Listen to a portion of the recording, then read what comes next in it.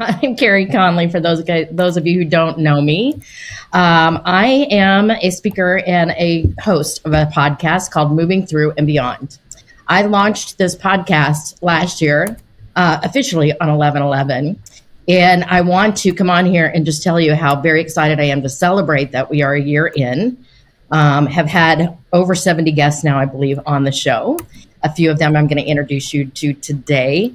And so I want to, first of all, thank all of you. If you've been watching this podcast, if you've been listening, subscribing, sharing it out, it means the world to us. And as far as we know, to date right now, we think we've reached over 48,000 viewers on the podcast, which is amazing in the podcast world. So, and it's because I have an amazing team on the back end, you guys, that are managing me, bring you this podcast and do all that fabulous editing. So I want to thank them as well, because they have done an amazing, amazing job. It's called Personalized Solutions.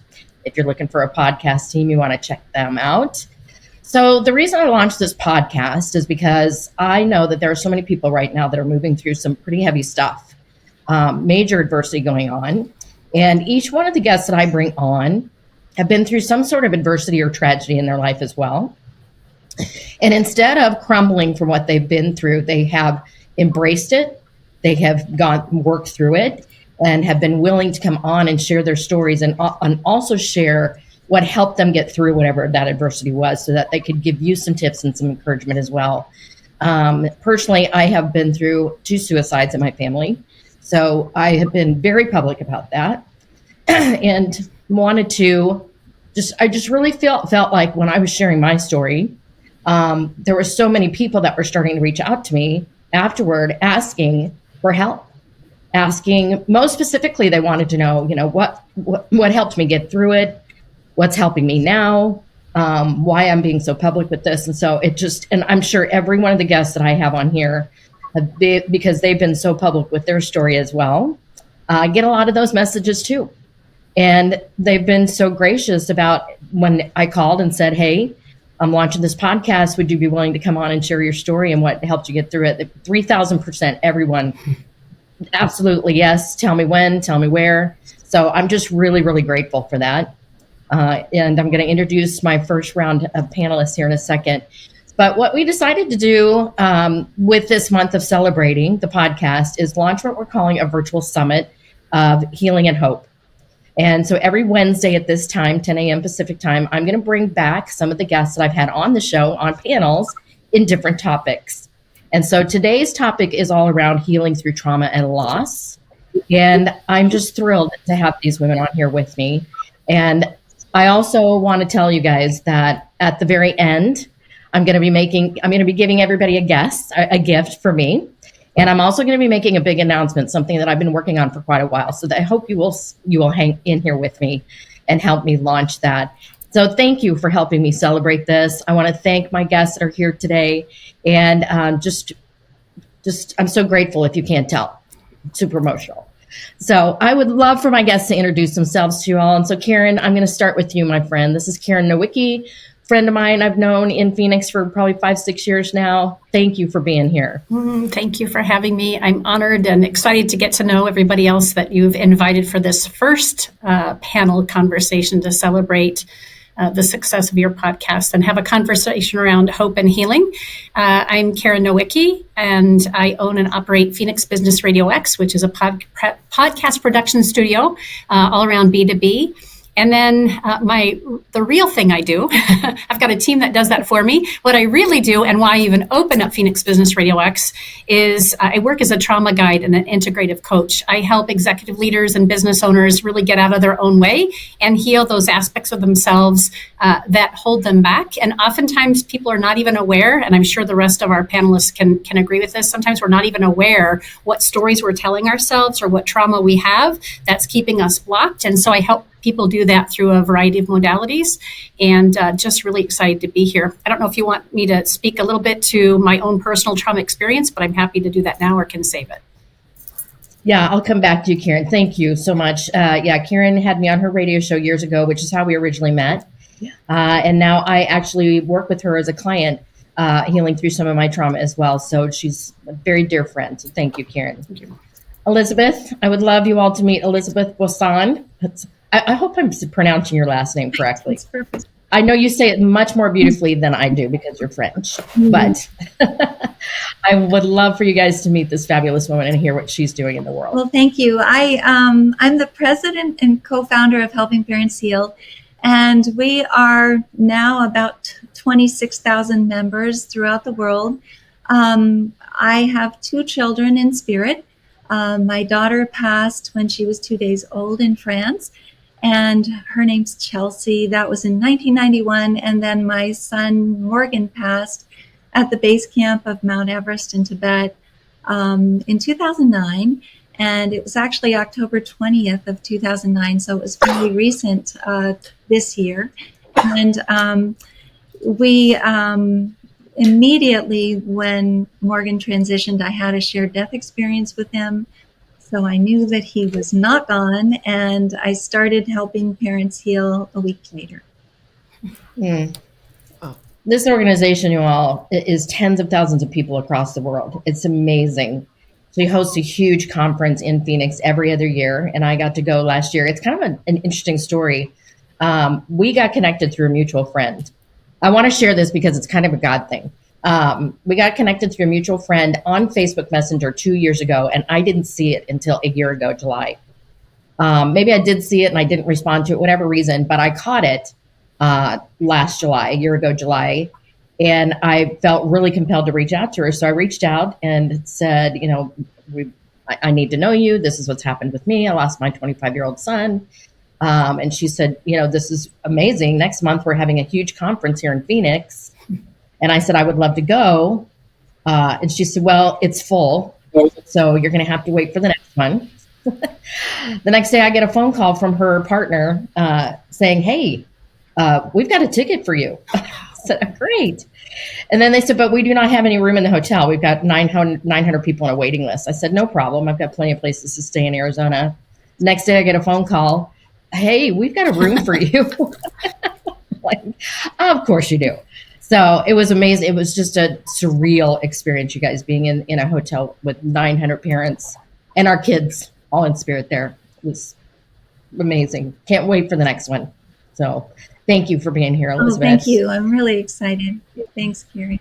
Yeah. Bella, Vasta, my dear friend, you are just, I mean, truly one of my biggest supporters of everything I do. I can't thank you enough for being here. And I'd love for you to share with everybody what you're doing in the world, the big stuff. Sure. Hi, everyone. My name is Bella Vasta in Scottsdale, Arizona, and I have been a serial entrepreneur. I started doing things that most of the world doesn't realize that could turn into $1 million businesses, and that's pet sitting and dog walking. And so over the past 20 years, I've been coaching people, but I've also been doing a lot of speaking on leadership and working through and using my trauma as leverage to kind of crack open people's hearts and inspire hope and turn their I can'ts into I cans and just really try to be the biggest light I possibly can in the own world. And as we all know, that as we do that, that also means that the universe and things gives us stuff to constantly be growing from as well. And I am not a quiet person. So I'm sure we'll get into the nitty gritty of it in a little bit, but I'm a business coach, but a little bit more than that. Well, I'd say a lot more than that, Bella. I think, that was a foundation for all of us, and it kind of just became a mission that we're all on. Mm-hmm. So I appreciate you, my friend. Miss Autumn Shields, I've known Autumn for, 20 years now, and we have a lot of connections in a lot of different ways, but thank you, Autumn, for being here. I appreciate you. Yes. Congratulations on this year. It's not just a podcast. I know it's just one branch of your mission and obviously reaching more and more people in different ways. So congratulations on that. My name is Autumn Shields. I have known Carey over 20 years. I actually live half the year outside of Boston on Cape Cod, and then half the year I'm in Belize in Central America. So I just got here last week, and we met through our social selling company that we've both been involved with. But before that, I was a victim advocate. So I was serving in Denver, serving different metropolitan police departments and primarily serving victims of crime. And through that, just learning trauma counseling and resources for victims of crime, things like Columbine, their horror shooting. Just recently got back from Maui, helping the Maui fire victims, and I've seen a lot. I've seen how people deal with trauma, and hopefully a light in their world for when they're dealing with that. And then about 10 years ago, I wrote my first book called Living Your Life Alive, because at the time I realized I wasn't living my life alive. And through that started coaching. And now my focus is helping people pivot. So whether that is in business or outside of business or from trauma, but we pivot. A lot of times we have to pivot because of circumstances that are outside of us or we can't control. And other times we want to pivot, right? And so that's really where I enjoy serving people now. Mm. Yeah, I'm sure you all are familiar with the Columbine shooting and when that happened years ago in Colorado. Autumn was a big part of helping those victims, and unfortunately, a lot of other things that have happened there too. So she really weaves in, like all of you, into her business. It's much more of a mission of what she's doing. So you can collectively see why I brought you all on together. Mm-hmm. Amazing group of women. I could stay here all day and talk to you guys, but I would love to kind of revisit, if you guys would, a little bit about what we talked about individually when I had you as guests on the podcast. Share a little bit about your story, a little bit about what we talked about. And you know what? I'm going to start with you, Bella. Go ahead and share your story if you don't mind, and kind of, you and I have a little discussion here about what's been going on in your life. Sure. So I had that little girl dream that everybody has, and that's to get married and have a family and have a baby. And, I had this dream that I would run my companies while my child was napping. And got married, went on my honeymoon, came home, found out I was pregnant, stood in my living room and said, God, why do I have to wait 9 months? And so he said, okay, we'll give you your baby in 6 months, or rather 28 weeks, 5 days, measuring a 22-weeker, which they say that 24 weeks is viable. I basically had one of the world's smallest micro preemie babies. She was born at only 12 ounces, 10 inches, and her leg fit through my ring. That's how tiny she was. Her eyes were still fused shut, the whole nine. At the time, I was running my pet sitting company with 10 employees and an amazing manager. And I was also business coaching. I had just kind of started that career. And so I would spend 8 to 10 hours a day at NICU, wondering if my child was going to survive countless amounts of coding and reviving and resuscitating and just living in fear, living literally minute by minute. And before that was not like that. I was always 10 steps ahead. We came out of that, had 40 hours of nursing during the day, 40 hours of nursing at night. We had a pretty tough time. I was obviously PTSD, postpartum. I mean, you name it, I had it. And, but I really wanted to crawl out of that hole, and I did everything it took to do it, even when I didn't feel like it. And, unfortunately, my marriage did not survive through it. So that was a whole nother shift of everything and questioning who you are. And I know there's a lot of listeners out there that have gone through divorce or significant breakups. I always like to tell people that it doesn't matter if you stubbed your toe or you had a 12-ounce baby. Trauma is trauma. Right. Things happen to us. And the way that every single person listening to this right now walks around with it matters. And the healing from it and the all the things that you can do. So I know this isn't a really long podcast episode. So the two things that I would love for someone to just remember, or that we could talk about, is do not isolate. The devil wants you to isolate. The worst place you can ever be is alone in your thoughts. Create that board of CEOs, join those organizations, get on these podcasts like this, like reach out. And the second thing is create your board of CEOs. So I came to a point in my life where I was pretty codependent, and I was always looking for someone else to fill me up.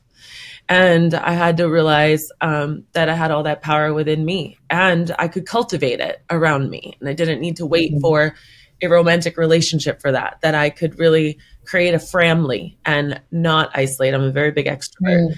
And so I think community and not isolating are two of the biggest things that a person can do, no matter what you struggle with. If you're trying to build a business, if you're trying to heal, if you're trying to cross the street, those two things I think are two of the most valuable things that anyone can do in their life. And you just have to make a conscious effort to go after those.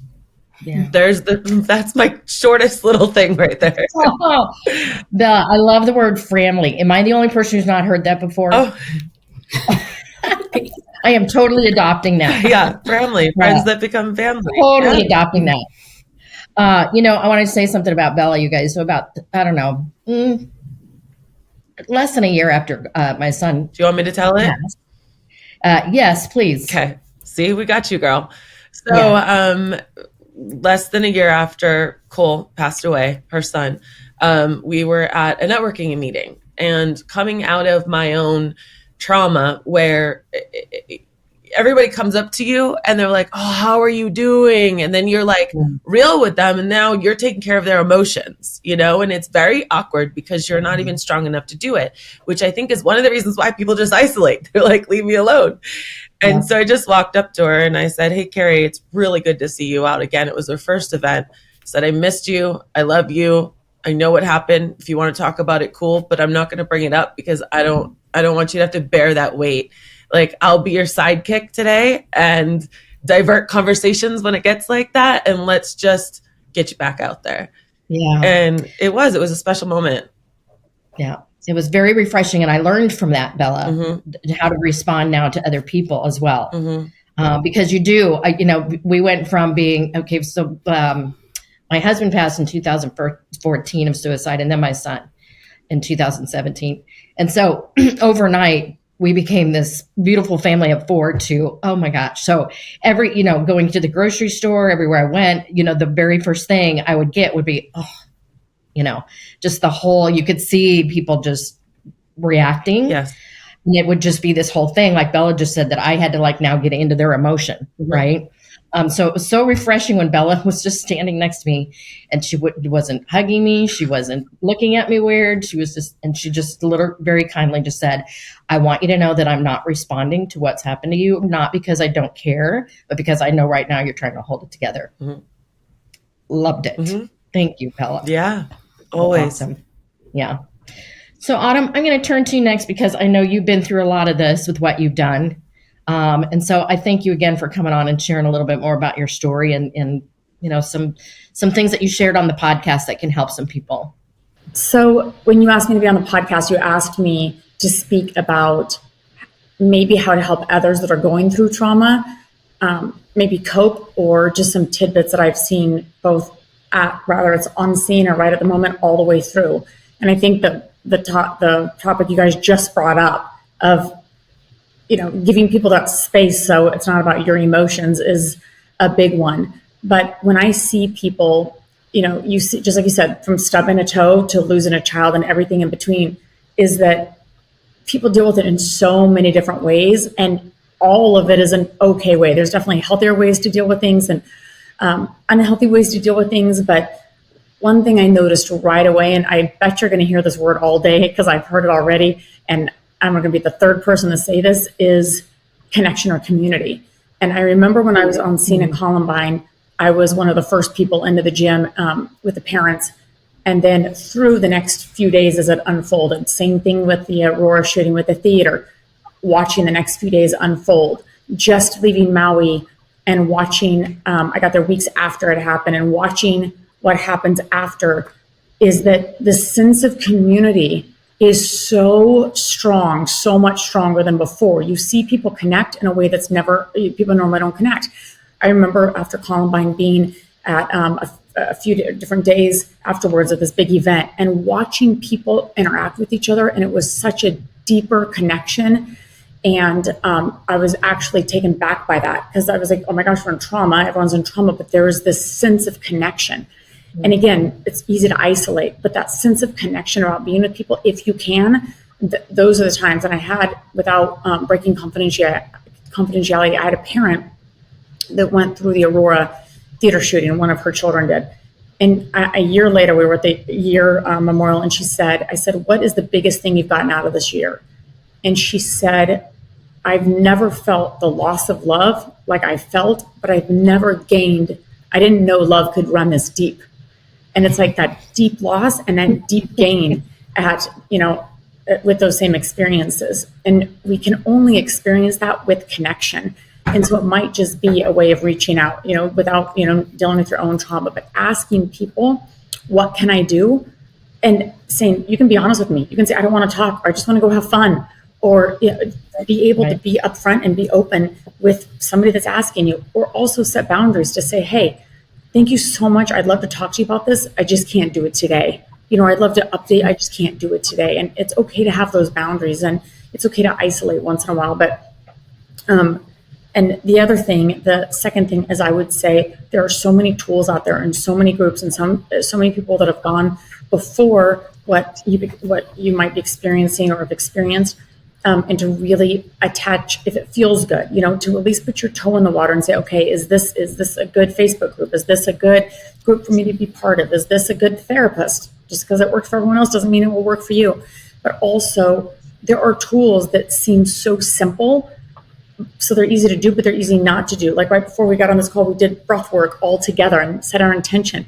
Those little tools are so easy to do, but they're so easy not to do. But they really can help people get through trauma. But I really see the people that don't crumble, as we said, and that do things like move on and help other people live their life alive again, is that they they work on that muscle of resilience. And sometimes none of us are born with it, right? We have to it's a muscle we build all the time. And it just takes time to learn to build that muscle. And sometimes we have to lean on other people to help build those muscles for us, because we sometimes just don't feel like we can, or we don't have the tools, and we don't have the understanding of what resilience means and how to build that. So by just leaning on other people that have gone through it really, really helps, so you don't ever feel alone, because nobody's ever been through what you've been through. But just somebody that can have that understanding helps a lot. Yeah. I love how you are saying, I'm sure we saw everybody nodding their heads about talking about building that muscle. I've been thinking about that a lot this past month, because I've made 2 moves happen in the past 3 weeks, and it's been a lot. And every day I would get up and doubt, what am I doing? How did I get here? And then you start replaying, what's gone on in your life and how you got to this point. And every day I kept thinking, all right, I'm building a new muscle. I'm just building a new muscle for the next level of where I'm going. And I lean on a lot of people for that, right? Because when I'm going down, I've got somebody else going, hey, not on my watch, we're doing this. And you are exactly where you need to be right now. So thank you for that, Autumn. And talking about community. That's a strength. So reaching out to other people is not a weakness. Leaning on other people is not a weakness. It's a strength to be able to do that. Right. So true. So true. And so, Elizabeth, I know that this is going to so ring true with you with your community, because as I mentioned when I introduced you, I go to a lot of conferences like we all do, you guys.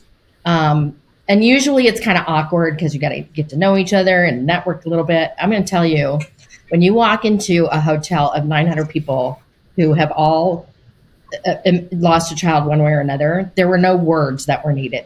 It was amazing. So I would love for you to talk more about that, Elizabeth. I would love to. And I think that this panel is such a beautiful group of compassionate women. And I just want to point out that I think that tragedy and trauma always as we move through it, allow us to become much more compassionate and much more caring. And I feel very grateful that we have a lot of volunteers with Helping Parents Heal who want to be able to give back. So as soon as they've gone down the healing path and they feel that they have been able to heal, they start an affiliate or they become one of our caring listeners. So we have 175 affiliate leaders throughout the world, but we also have caring listeners who are just simply parents who are helping other parents. And we now have 10 languages spoken with the caring listeners. So we're able to have a caring listener in Arabic, Mandarin Chinese, traditional Chinese, as well as lots of European languages as well, even Norwegian. And, I think that this is something that's really important, because the most important thing, I think, when you have gone through something like this is to find community, as you all have been saying over and over again.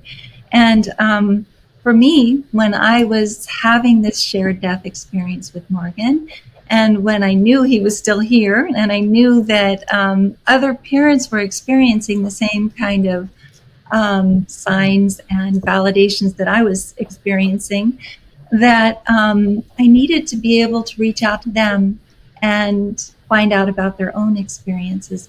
And Carey writes about them in her book. They're beautiful. I think that that term family is just beautiful as well, because everyone in Helping Parents Heal is part of our big family.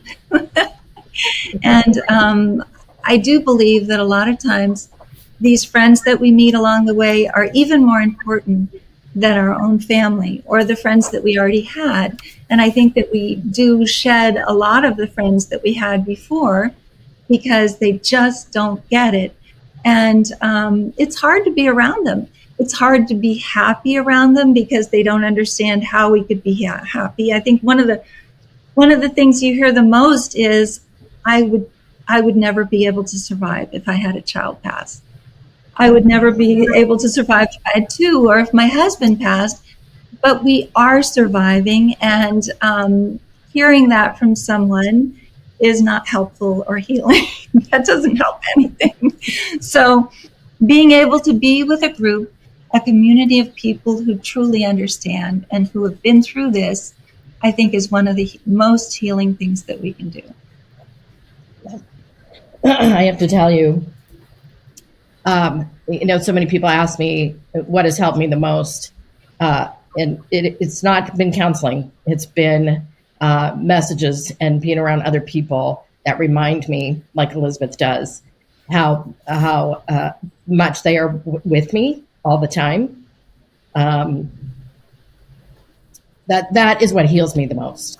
So I love your community, Elizabeth, and you just always make me feel so at peace when I'm with you. Because you remind me of that all the time. Thank you. Such a blessing. And Karen, I would love for you to talk a little bit more about your story and why I had you on, and kind of what helped you get through that as well. Sure.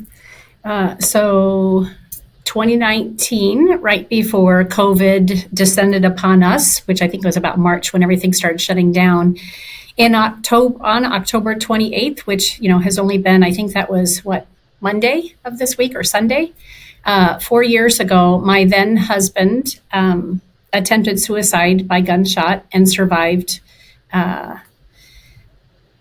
Total surprise to me. He is and was the love of my life. We had been married for 15 years. We share a son together who is now 16. I have two older kids, 29 and 27, who he dearly loved, and they dearly loved him. I just woke up one morning, got a text, and I was on this weird group text with our baseball families, husbands and wives, and the text didn't come to me alone, and he just was saying goodbye and take care of Ivan and Karen. I didn't see the text. I got a call a few minutes later as I was getting ready for work. And one of the moms on that text said, hey, where are you? I said, I'm at home. She said, you need to get to the shop right away. And in that moment, I just knew Mike had not been feeling well physically. I thought that's all it was. There was addiction involved. He kept it very, very well hidden.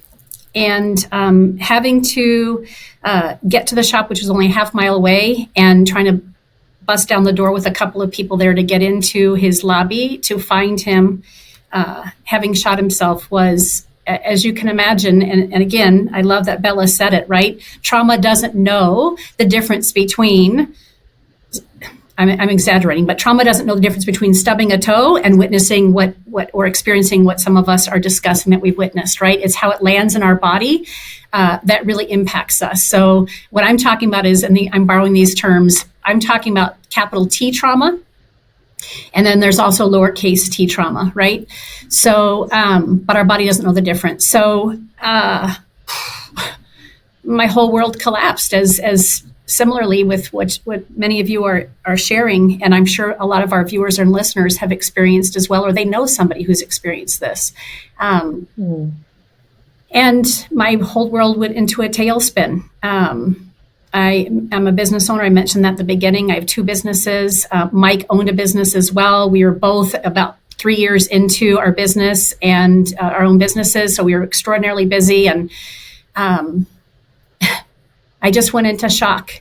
And I woke up, I think it was like the third or fourth night, kind of in the middle of the evening, early morning. And as I woke up, I heard, and to me, it's God's voice, simply said, "You are going to share this as it's happening."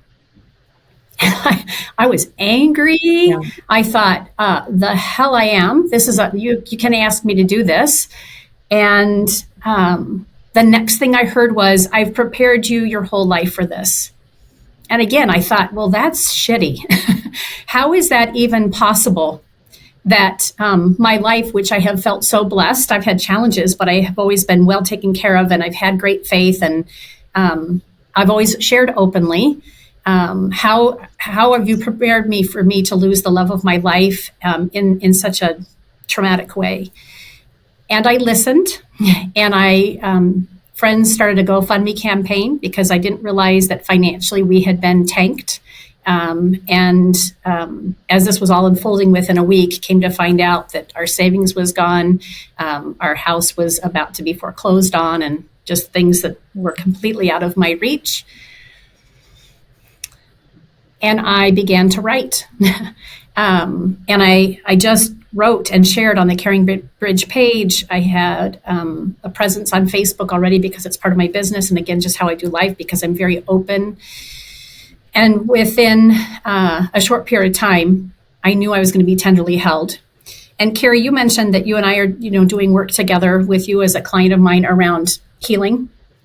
While some of the other gals were chatting, I brought up on Messenger your message to me 12 days after this happened. I just remember we were connected right away because of this. I thought of you a handful of times in those early days. And, you're in chaos. People are reaching out. You don't know what to say, know what to do. I love that some of you had these beautiful suggestions around how to hold people in that space. But Carey, you said to me just simply, "Hey there, how are you doing?"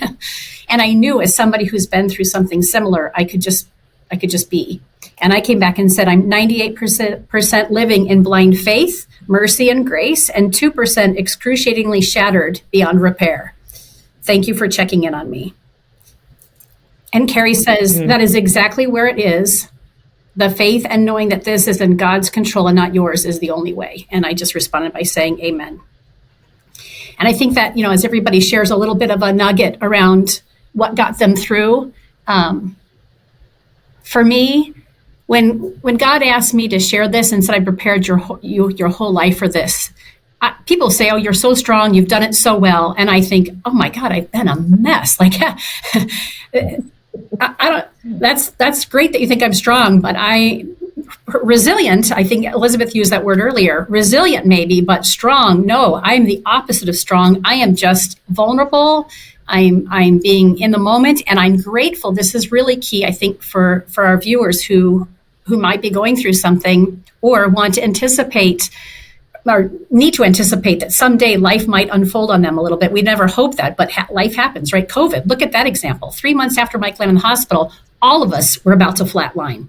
And I have to tell you, jokingly, I said to myself when I realized we were shutting down, I thought, well, thank God the pressure's off of Ivan and I, that everybody's going through this experience. Misery loves company. And again, I say that jokingly, I wouldn't wish that on anybody, but there was a part of me that wanted people to feel the depth of despair and anguish that I was experiencing, because when it's our own stuff, right? You've all said it, but I just thought if anybody could understand what I'm going through, this COVID thing might be the way that we level the playing field. And I think that's part of what plays into why, Carey, you've had this beautiful mission. Yeah. So I agree with you. Yeah. So just to finish up, I would say that I have been a mind, body, spirit coach myself for years. I got into the work years before for another life crisis that I had to navigate through. And I would just say that along with communication and community and not isolating and all the beautiful things that each of you have shared, take care of your container. We've got one body on this turn on earth, one. And if we are not listening to how it intuitively tells us what we need, we're going to have a difficult time. Yep. So much you can unpack with all this, Karen. And I just think, when I heard what had happened, I probably took this from Bella. I thought, and from my own experience, instead of sending you and you just said, and we've all experienced this, when things like this happen, it becomes chaos. Like the minute I waited 2 days after my husband died to air it on Facebook because I knew what was going to happen. And we built like a moat around my house. Like drawbridge was up, moat was around. The only people who were allowed in was me and my kids because we just became bombarded. And it just adds to the trauma. And so you have to learn. I think one of the things we all learn from it is how to put serious boundaries up. And unfortunately, we lose, and I think you said this, Elizabeth, that you lose the friends that had been with you in the journey thus far, and even family members when you go through trauma, because they don't know what to do. Right? So thank you for sharing all of that. And I did watch you unfold on Facebook and so openly share what you've been through. And you've just been such an inspiration to so many people. So I want to touch on this. I'm going to kind of change up the run of show we were going to do here and talk a little bit about vision and purpose, because I know this is what triggered me to go this way, Karen. You said, God said, I've been preparing you your whole life for this. I felt the same way. Yep. As a vision coach, for those of you who don't know, I specialize in helping people get what I call their someday plan out of their head into a very concrete vision for their life so that they can actually execute their authentic dream. And one of the reasons I tell people that vision is victory is because it becomes the anchor in all the storms in life. That's what's got me through, is knowing that this has been my purpose all along. And I know probably you guys all feel that way too. So I would love for you to just take a minute, each of you guys, and just talk about, why you're choosing the purpose that you're on and how important your vision has been. So Autumn, I'm going to start with you. So you were the queen of vision. I mean, since I've known Carey, that is like her middle name. Might be your first name, I think.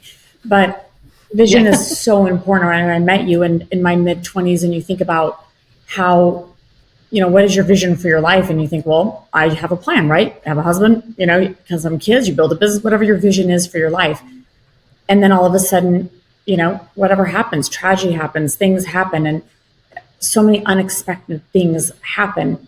And I think the word you said was so important, is the word anchoring. So wherever I'm at right now today, wherever you are as a listener right now, if you know that you're anchored and that it is going to be okay, and that it is going to get better, and that there is a purpose, not a reason, but maybe a purpose for you in this, for other people, that anchor will hold you. Now, everything in between, that can get all broken down into, maybe it's a day, maybe it's a week, maybe it's years until, we get here. And I think it's so important to have vision, because the other word that comes to me is hope. And I feel like people lose that sense of hope. Well, you can say, okay, well, just have hope. Well, what does hope even mean? To me, vision is a word that I can think, okay, if I do have a vision for my life, I might not be able to see it clearly, but I can borrow Carey's vision, or I can borrow Bella's vision for a little bit. And, what they're doing with their life is probably not what I'm going to do with mine, but they're going to inspire me to think, what is my vision for my life? And know that it is okay for you to have vision outside and beyond trauma, beyond what life hands us, right? It's okay to rebuild. It's okay to pivot. It's okay.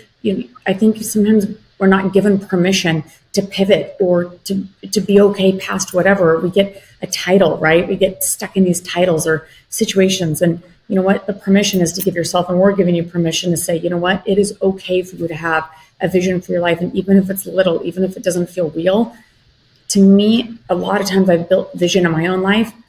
I have not. Carey pushed me. I always use Carey as an example, actually, in my business when I'm actually coaching other people, is that, you don't have to totally believe it, like in here, but just have the vision. Like, where are you going to be in 5 years from now? And you're like, what? I can't even think about what I'm going to eat my next meal, right? I can't, it's complete chaos. Or I lost my vision because I've been dealing with this. Is that vision, even if you don't believe it, just writing it down is the first step. And what happens is, I believe it's divine. I believe always following the nudges, but just doing that, it starts to unfold for you, and the resources start to show up, and that vision will become more and more clear. And I think and staying connected and learning about other people's vision, like Elizabeth, what you've created is phenomenal. that's not my vision for my life, but it's amazing, inspires me. And then I think, okay, well, you know what? Like maybe a thought pops in my head and I think, oh my gosh, maybe it's this. But I always say there's nudges. To me, it's divine. They're in us that follows those nudges. And just say, keep doing this, and keep going. And this is possible. And I know Carey's, launching something big at the end of this, but it's because of those nudges. Like you can try to ignore them, but they're there. And if we follow those nudges, to me, that's where that vision is built. And really good things can happen. And it's okay if really good things happen. Yeah. You said so many good things, Autumn, but the thing that really has been resonating with me a lot lately is, especially with all the change in my physical world of selling a house and moving again and all the things, is that sometimes you can feel so unsettled in your soul because it feels like chaos. We've all said this word one way or another. But what keeps me going is I know that I'm doing what I'm supposed to be doing every day. And I think a lot of times people stop themselves because they feel like that feeling is telling them that something is wrong. Right. And what I've learned is that if I'm feeling that, as anxious as I was this morning to do this live broadcast, I have learned to know that it doesn't matter about what I'm feeling. And the reason I'm feeling that is because I'm going in the right direction. Right. And you guys are all just such great reminders for me. So thank you, Autumn. And Elizabeth, when you started Helping Parents Heal, was your vision as big as it has become? Because it's become massive. Well, I was really hoping that people would be able to understand that their kids are still here, that we can connect with them. And nothing like this existed. And I had been to a lot of other support groups and wasn't able to find anywhere that I could talk about the signs that I was getting from Morgan and from Chelsea and be able to feel validated. So I could talk to people in the parking lot because they'd come up to me after and they'd say, oh, you were starting to talk about a sign. I'm getting the same sign. Could you tell me what's happening? And I loved doing that. But I think that one thing that really sets us apart from other support groups is that we don't like to say the word bereaved. We don't like to say that we lost our child because they're not lost. They're more, they know where they are better than we do. We don't say that they died because they haven't died. Only their physical body has transitioned. But I think that one thing that's really exciting about our group, in the very beginning, Suzanne Giesman, who works closely with us, and she is an evidential medium, but also a Navy commander. She worked with Presidents Bush and some other presidents. She's very she is not at all of this afterlife world. This is not something that she came to easily, but she started having her stepdaughter come to her after she transitioned when she was in Croatia on a sailboat. Anyway, we talked to Suzanne because we really don't like that term bereaved, as I said, and wanted to find something that was more hopeful and healing. And we now call ourselves, because she meditated on this and figured out a different term that we love, Shining Light Parents. And Shining Light Parents refers to the fact that the light of our kids shines through us. And it's something that inspires me every single day. I can feel, in fact, I feel ringing in my ears right now, but I can feel the kids around me all the time. And now, obviously, with 26,000 members in the group, I feel like when I do transition, there will be 26,000 kids that I get to hug when I get over there. And that is... And I don't want to interrupt you, Elizabeth, but that vision right there that you have is what helps people like me. Well, right. Reminders of that. And so I love that you're able to share that, not just with, a handful of people, but thousands of people. It's amazing. Well, and one thing that's really exciting is that our affiliate leaders and our caring listeners are definitely far along enough on their paths to explain all of this to parents and tell them that it's going to get better.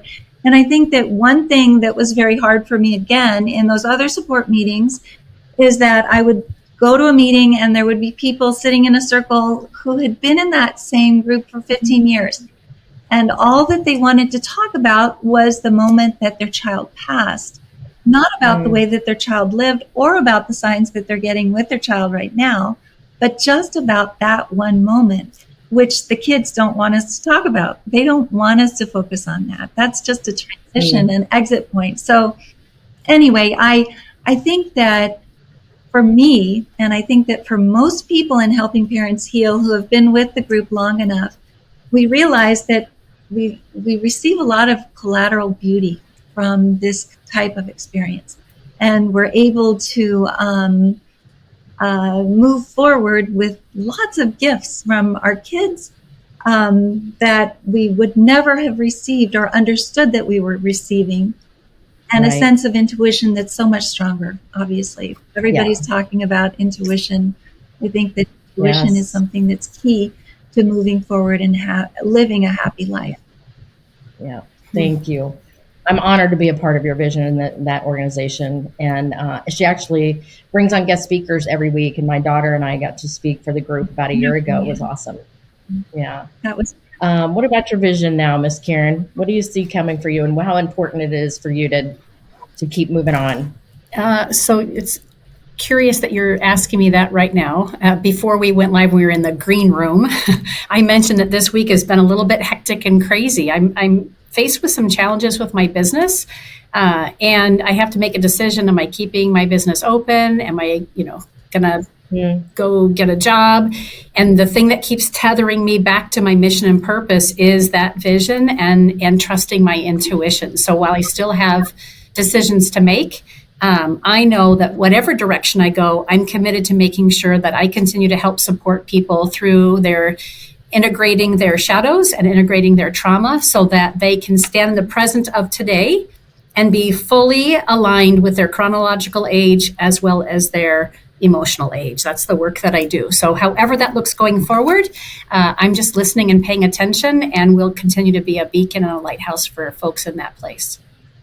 Yeah, and I trust that it's going to all come together for you. Collectively, ladies, have you noticed this year that there are a lot of people like us that this is happening? There's so much shifting happening with major life. Like, I feel like so many of us helped get people through or led the way through COVID, right? And we're like delayed a couple of years, and now we're kind of realigning. And there's a lot of that happening. And again, back to the isolation, I think it's kind of scary when we're such like, woo, and you can feel something shifting. Carey and I had this conversation, like, you feel something shifting, and every yin has a yang, every positive has a, dark has a light, right? And it's like, we make ourselves available to be used, to help change, to help grow. But then we almost realize that also means for ourselves too. And as that happens, we have to leave some things behind to get to that next level or enter that next blessing. And that is, I'm getting goosebumps saying it. It's just, it's freaky and it's scary. And it's, but if you want to be used, you can't stay in the same spot. Like, Elizabeth was just talking about that one period of time, not before and after. And I see so much movement. I have my board of CEOs I was telling you about, like my best girlfriends. There's many of them going through that as well. And so Karen, you saying that and going back to community, just showing up. I didn't know you ladies an hour ago. And like, wow, I am so in love with all of you now. And it's just because we all just showed up as our authentic self. And this is what the power of good people can do. I mean, and when you have that, you can go through the next stages. You can keep your mission of inspiring hope or connection or change or whatever it is, because you're also, I think Karen said, like filling your own cup, right? You're keeping yourself full. And this is just so fruitful. Carey, thank you for these moments today. Thank you for the courage to do it. Well, I'm being, held up by all of you. So I think this has just been amazing. And, there's so many great nuggets we got out of today. And I wrote some of the words down, but I want you guys to just throw some more words out, specifically words of encouragement, and just a word or maybe two, as we kind of wrap this up. Speaking most especially to the next generations coming, because they're coming up through a world right now that is just nuts. So I have a huge heart for young adults, and I'm going to announce this in a minute. as you know. And when I say young adults, I'm talking about the ones who are like early 20s to early 30s. I kind of feel like there's a gap that of this group that don't get enough help. And they're coming into a world right now that is just like, they don't know which way is up. And so, of course, I'm going to continue doing my vision work with them and teaching them how to have a vision for their life and all the other things. But I heard the words community over and over and over again. Do not isolate. Do not isolate. This is a huge problem we have in this age group, you guys. I don't know if you know this, but statistically, they are the loneliest generation on the planet. It's just scary. And there's a lot of reasons why they have that isolation, as we all know. Finding your family. I love this. This is my new word that I'm going to start saying over and over. Because the people that are around you that you thought were going to be there for you might not be, and it's okay. Not everybody's meant to be in your front row all the time. And I talk a lot about changing your front row quite a bit. And just trusting that you are going in the right direction. I think a lot of times, you guys, I did a workshop for some kids in a high school earlier this year. And I asked them all to write their vision down on paper. And of course, they've never been asked to do that before. And after they started writing some of it down, I said, how do you feel about that? And they told me two things. But one of the things that really resonated with me that I did not forget and I was not expecting is they said, but what if we go in that direction and it doesn't work? And then we're stuck there. And I thought, oh my gosh. I said, guys, I'm 61 years old and I'm still changing my path. I said, you have to start somewhere. They're so afraid of making any step in any direction for fear of, they're not doing the right thing, failing, all this stuff. So I think the community and really trusting your authentic path. So just randomly shout out some words, you guys, that you would like to share with the young adults and the kids, just to help them get through. I just like to say, how many times did Michael Jordan fail before he became such an incredible athlete? He didn't make his high school team, and he's from Wilmington, which is close to where we were. He was Morgan's idol. I think that these kids these days have got to realize that putting themselves out there is the way that they can achieve happiness and be doing relevant things in the world. Right. Thank you. I'd say grit, right? Be gritty. Grit to me is not, kind of tagging along with what Elizabeth is saying, is not avoiding the shitstorm, not avoiding the hard conversations. Again, listening intuitively to who and what we're called to be and having those conversations. And that takes grit and tenacity. And I mean, even just for our viewers and listeners, I hope Carey doesn't mind the saying, but the nervousness, Carey, that you held as we were coming into this opportunity to share, you did it so gracefully and so beautifully, and you were very candid about it. And like Bella said, we're here for you. And we couldn't have done this if this wasn't you being led from a higher place, right? And that's grit. Like, get quiet. Let me know what I'm being called and asked to do. And then give me the gifts and the people to make it happen. And then just lean in. Right. Have the faith. Yeah. A lot about faith. Yeah. Because it's not, as you said, Autumn, it's not about being strong. Yeah. So people tell me all the time, and I'm sure they've told you, all of you, how strong you are. If they had any idea, this is not my strength that's happening. No. I'm leaning on firepower. So I had my best friend sit down at lunch and tell me that I was a hot mess. I broke up with her over it. I cannot believe she called me a hot mess. And she's like, of course you're a hot mess. Why wouldn't you be a hot mess? And I was like, oh, I thought I was strong, but it's it's okay to be that hot mess. But to throw that out there is to really have that courage that, so you guys have all had, and there's so many people that have had that courage to who's watching me on Facebook unravel? Who's watching me start this? Who am I? Even with that imposter syndrome, sitting who am I? And, people are going to judge you, and it's hard to put yourself out there. But to know the lives that have been affected in a positive way because you had the courage to unravel, to not be okay, and let people see it. It gives other people permission. And I think that's so important. So that's my one thing. And my last thing is to say, I think for the younger generation, if we can continue or make more of a focus to do so, but is to model what real connection looks like. and encourage that, because all of us, it's easier for me to text than get on the phone for 20 minutes with a friend, right? Or it's easy for me to like sit out and text and say, instead of knock on somebody's door, or to go to lunch, and to watch people just don't think they need anybody anymore. And then we're lonely, and to let people know that I need you. I need to go to lunch with you. I need to be on the phone with you. For young people to see that we need people. I need to go borrow something from my neighbor, right? I don't just need to hit a button on a phone, and have Amazon deliver it tomorrow, but just to really have those connections. But, we're responsible for modeling that. And I think that they, need to know how to connect more, not just sit on their phones and play with each other. They need to actually hang out and play with each other and interact. And so I think we can all do a better job at connecting. Yeah. And thank you for saying the word "be the example," Autumn, because I say this a lot to the parents. It's not so much the young adults that come forward to me, although they do. For some reason, they're very open with me. I don't know what that is, but they will tell me how they're feeling. But it's really the parents, you guys, that are coming to me right now, super concerned. And my first question is, well, how are you doing? What are you modeling for them? Are you following your own vision? Are you, growing personally? Because that's what they're looking at. Right. So we have to be first and foremost leading that. So thank you, Autumn. Could I tag on to that? Could I plus one that real quick? Yeah. So many people think then that means making it all look perfect, like I've got it all together, right? My kids are watching. I gotta show up to work every day. I've got to, have that Christmas party. I've got to buy the gifts. I can't let them see me cry. I say BS. We have to be real.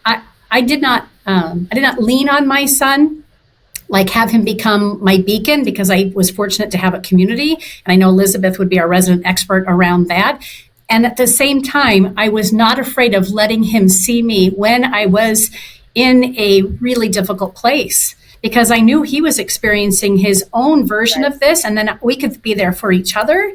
So I think, Carey, when you say that, or we all share around being a model, again, it's the inner work. Do your inner work yourself, and then your kids will learn how to do that because you've given that gift to them. And it's messy. Yes. It isn't always appealing. It's certainly not perfect. However, it's not fun. Did you say? And it ain't fun. And it ain't fun either. However, each one of us have shared like how enlightened we feel and how blessed and gifted we feel. Maybe I'm speaking for myself. I didn't hear this specifically, but we know we were called into these experiences, right? And we have to show up in them. Yeah, and I've been told from a lot of people that has been my path all along. So thank you for saying that. Yes, it's been, you can imagine the journey my daughter and I have been on, but we've been there for each other. We've had to be super vulnerable because it's the only way we can help each other. So we only have a couple more minutes, but Bella, do you want to say just one last thing? What I'm hearing is that everything's circular, right? Nothing is independent of each other. And so we're hearing, model, right? We're hearing community. We're hearing do the work. As someone who is in the middle of doing inner child work, I do that so I can be a better parent to my daughter, right? So that she can grow up and do the things Karen's saying and have that connection, and that Autumn's saying and that Elizabeth's saying. And before we even got into that, I was just going to say my one advice to the youth is, who is your board of CEOs? Who are the people at the top of your phone that, who are these people up here on your iPhone? Who are those VIPs? Because truly who you surround yourself with in the effective ways that Autumn was just discussing is going to make all of the difference in your world, all of it. And so take inventory. Who is in your ears? Who is in your eyes? Who are you hanging out with? And if you can't, you can. You can't, like, what do you desire? I desire good morning texts, but don't have a romantic relationship right now for that. So you know what? My girlfriend and I do that now. I'm giving what I want to get, and anybody can do that. What do you want? Go out and give it. You will get it back, and get good people in your life. That's right. Yeah. Well, thank you all. That just segues so beautifully without you all knowing it into me just making this quick announcement. And I've hinted to it several times already, but I am getting ready to launch a community for young adults. More details will come each week. Next week, I will make a bigger announcement around what this will look like for the community. But I will tell you now, it is going to open on 11/11. It's my son's birthday. And it's going to be absolutely amazing. Yep. A lot of talk about vision, of course. I'll do a lot of vision work with them because most of them will tell you they're drifting. They don't have one. And drifting is not a great place to be. I will bring in to the community a lot of experts like you guys to talk to them on different topics. Topics around money, around relationships, around self-care, just all the things because they're just trying to figure it out. So I'm very, very excited about this community. To have a team of people.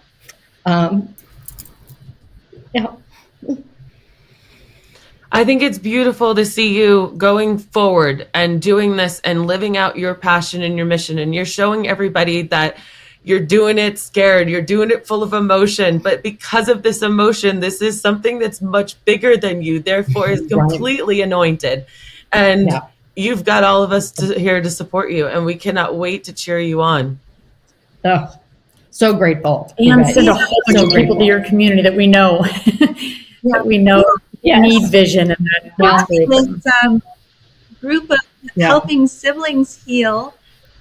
And it's over 1,000 kids that are all over 18 who I think would be perfect for either speaking. I mean, some of these kids are just so evolved and so forward thinking. I kind of call them our indigo children, but I'm sure that they would love to be able to help out. And I know that with your daughter, you know that when you've had a sibling transition, you grow up very quickly and you develop compassion and kindness and all these other skills that I think are really important. I feel the floodgates, you guys, opening. So thank you for the support. I'm super excited about it. I'd love to keep coming back. I hope that you guys will come listen to us next week when I bring on another panel talking around hope and positivity. I have some very fun, some funny people coming on, and I'll bring more details. And I just want to leave a gift for anybody who's listening, watching, that I have a book called Vision is Victory, and it's actually a workbook. It's a book. It's a very simple book that you can walk through to write your vision on paper if you've never done it. And you can actually get that in a downloadable form if you just text the word victory, all in caps, to 26786. I'll say it again, just text the word victory, all in capital letters, to 26786, and you can start working on that vision, and you'll actually be receiving notifications of what's coming up. So thank you, ladies. Cannot be more grateful for each and every one of you sharing your stories and supporting me. You're amazing. Thank you. Thank you, everyone, for watching and listening. Sending love. Keep looking up.